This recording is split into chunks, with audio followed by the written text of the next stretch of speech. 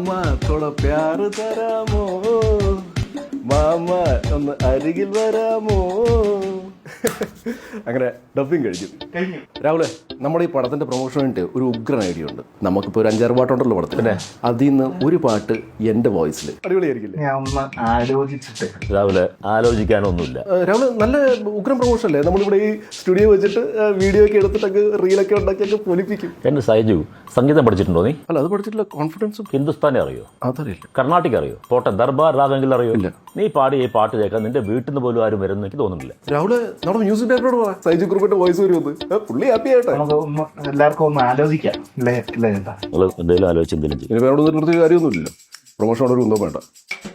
വിഷമമായെന്ന് തോന്നുന്നു. ഉള്ള കാര്യം മുഖത്ത് നോക്കി പറയണതാണ് എപ്പോഴും നല്ലത്. ശരി ചേട്ടാ, ഇനി ഡബിങ് തുടങ്ങാം. പിന്നെ രാവിലെ അങ്ങനെ ഒരു സ്പേസ് ഉണ്ടെങ്കിൽ പാട്ടിന് നിർബന്ധമാണെങ്കിൽ ഞാനൊരു പാട്ട് കൊടുത്തരാം. ചേട്ടൻ സംഗീതം അറിയുമോ? അധികം ആർക്കും അറിയാത്തൊരു രഹസ്യമാണത്. ദർബാർ രാഗം അറിയാവോ? 5 വയസ്സ് മുതൽ പഠിക്കുന്നതാണ് ഞാൻ. രാവിലെ സംഗീതം എന്ന് പറയുന്നത് എന്താ? ആരോഹണം അവരോഹണം. അങ്ങനെയൊക്കെയുള്ള കാര്യങ്ങളൊക്കെ ഉണ്ട്. ഞാൻ ഒന്ന് ആലോചിച്ചിട്ട്. ആയിക്കോട്ടെ. ഗംഗേ തുടിയിൽ ആലോചിച്ചു. നമുക്ക് പാട്ട് വേണ്ട, ഡബ് ചെയ്യാം. ചേട്ടൻ വാ. ഒരു നല്ലൊരു വൈറൽ സാധനം തരാമെന്ന് ആലോചിച്ചതാണ്. നിങ്ങൾക്ക് വേണ്ട.